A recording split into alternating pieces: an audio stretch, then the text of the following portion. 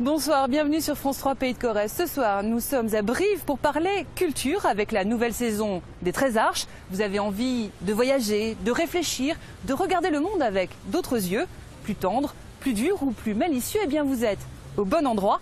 Les incontournables de la saison culturelle 2016-2017 à Brive, c'est tout de suite après d'autres infos locales. De retour, vous le voyez, au théâtre de Brive pour une nouvelle saison qui s'annonce riche en découvertes. Il y aura de la danse, du cirque, du jazz et même un Cyrano pour les enfants. Et puis du théâtre bien sûr avec des classiques revisités et des créations comme celle du conteur Yannick Jolin qui a ouvert la saison. C'est un spectacle qui réhabilite nos langues régionales.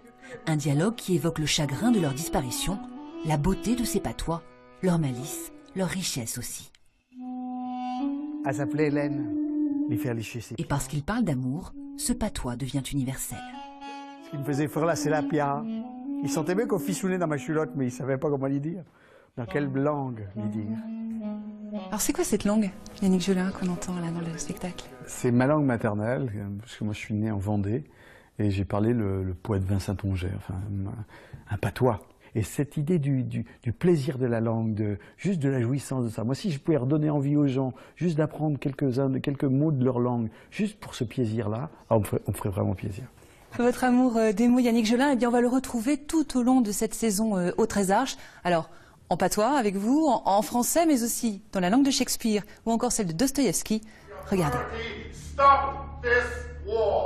C'est sans doute la pièce majeure de la saison, Battlefield de Peter Brook. Un spectacle inspiré du Mahabharata, l'histoire d'une guerre d'extermination entre deux familles.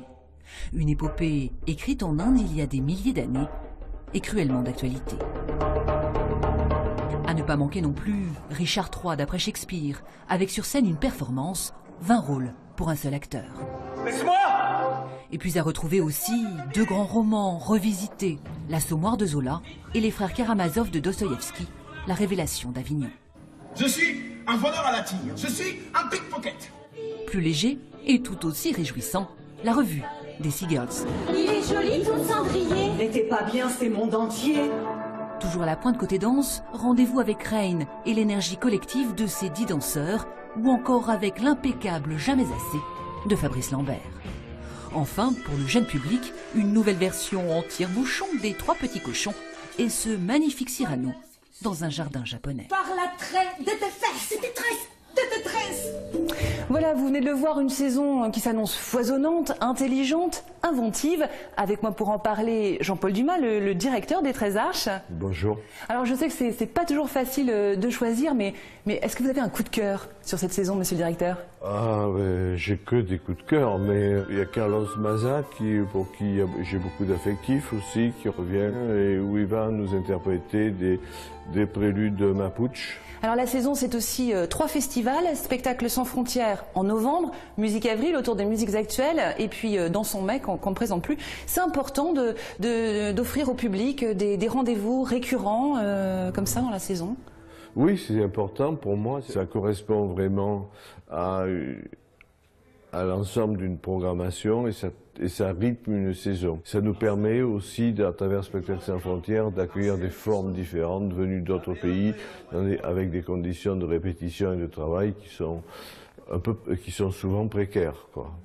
Alors, avant de nous quitter, je voudrais vous parler de Condor. Condor, c'est le dernier polar du breton Caril Ferré, et un des extraits du livre a été mis en musique par Bertrand Cantat. C'est un spectacle qui résume aussi l'esprit de cette saison, art croisé et langue d'aujourd'hui. Voilà, c'est ainsi que s'achève cette édition. Merci de l'avoir suivi. Bonne année culturelle à tous. Bonne soirée sur France 3.